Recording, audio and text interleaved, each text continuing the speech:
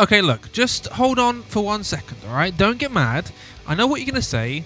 You went with Saint Anger over every other Metallica album. I know. Just hold on. I know the snare is awful. I know there are many things wrong with this album.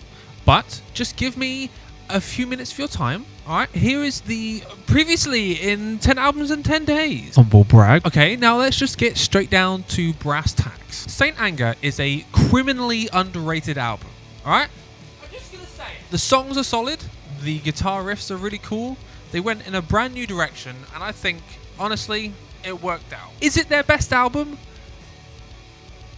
No! Of course not! You could point to Master of Puppets or Ride the Lightning for that. However, let me remind you of the rules of this series. I have to like every song on the album enough to stay on the playlist. I have to have a deep connection, personally, to the album as a whole. And a third one that doesn't really matter. So with those in mind, here's why I chose Saint Anger over things like Master of Puppets, the S&M album, and another criminally underrated album, in my opinion, Death Magnetic. Because here's the thing, Kill 'Em All, Ride the Lightning, and Justice for all have songs on them that I just don't like. They're not for me.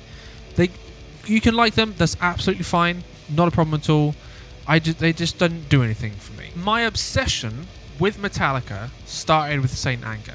That is the personal connection. It's as easy as that. I recently made my transition from the pop-loving phase into Slipknot, which was a hard transition for sure.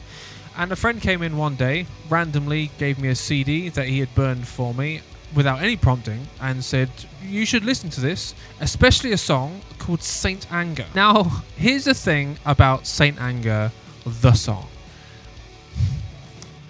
I hate that song so much. It's not that I don't like the song. It's because it was on Kerrang and Scuzz all the f***ing time. Every time you switched on to those music video channels, Saint Anger was on.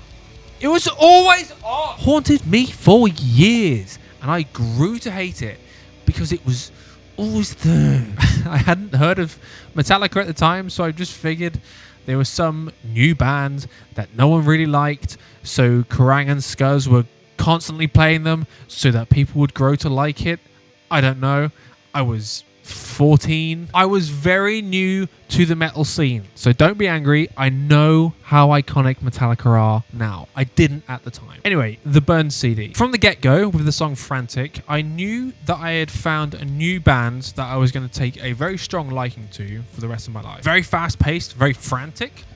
Saint Anger doesn't need to be talked about, although I do like the song a lot more than I originally did back in the day. Track 3, Some Kind of Monster, was my favourite song on the album for a while, but being the third longest song in the album, I think it's the weakest of those three because it takes a very long time to get going. The intro is like 2 minutes long, and although I do like the main guitar riff and the verse riff just before the vocals come in, it feels like it takes really long to get there, which I haven't had in any other Metallica song.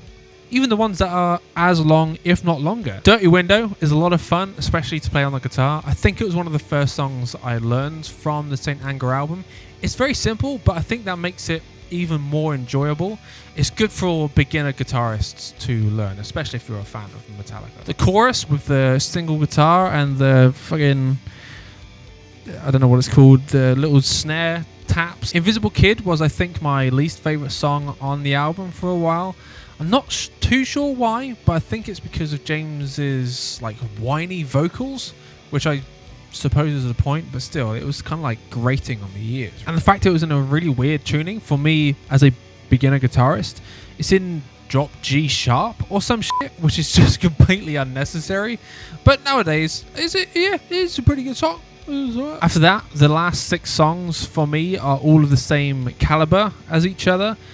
I think this is where the album really picks up. My World has a really fun guitar part that permeates through the entire song with little subtle changes here and there, but it's basically the same chords throughout. Shoot Me Again starts off with this guitar effect that took me fucking ages to figure out how to do it. And I like the calm verses because they occasionally explode for like a single bar, but then go back to calm again and then explode again. Sweet Amber might be the most technical song on Saint Anger, based solely on the sort of galloping riff. It almost feels like a precursor to All Nightmare Long from Death Magnetic, which is, by the way, my favorite song on the album. Then comes my absolute favorite song on Saint Anger, The Unnamed Feeling. I don't know what the general consensus of this song is. I don't hear a lot of people talking about it, but I honestly think, and this is going to upset quite a lot of people, I'm sure, that The Unnamed Feeling is up there with some of their best songs. I'm not joking. I class this up there with songs like Master of Puppets, Creeping Death, Blackened. It's so powerful and raw with emotion. I don't know why it doesn't get discussed more than it does. It's by far the best song on the album. Purify picks up the energy again, allowing us to go into the finale of All Within My Hands. And We Dead, what an ending All Within My Hands is. The longest song on the album, coming in with this thumping riff, but then devolving into this like calm yet eerie verse. And then bang! The chorus smashes through. Oh, it's so good. But I do think that this song is kind of let down by its outro, because I think it's inadvertently hilarious as opposed to whatever emotion they were trying to go for with it. Perhaps they thought it'd be like really cool to just yell the word kill over and over again, but I think it's funny. And that's kind of it. It's a short video for the album that started my obsession with Metallica, but that's it. That's the whole album. I used to be able to play all the songs on the album except for Invisible Kid on the guitar. I had learned them all before I moved on to albums like Master of Puppets and the rest of their old stuff. And it's because Saint Anger was the start of my obsession with Metallica that I decided to choose that album over Master of Puppets and even the S&M album, which I think is f***ing phenomenal. The orchestra in that is beautiful and it complements the music that Metallica had written instead of like overshadowing it. Anyway, before I go off on a tangent about S&M, what do you think of Saint Anger? Let me know in the comments down below. Check back tomorrow for episode 9 of my 10 albums in 10 days list, and I'm willing to wager that you probably haven't heard of the band that I'm going to discuss tomorrow. Here is the outro screen. There is a playlist up there for the rest of the 10 albums in 10 days list. There's also a video that YouTube is recommending to you specifically. Stay safe and wear a mask. Yeah, and you know, I hope this didn't anger you too much.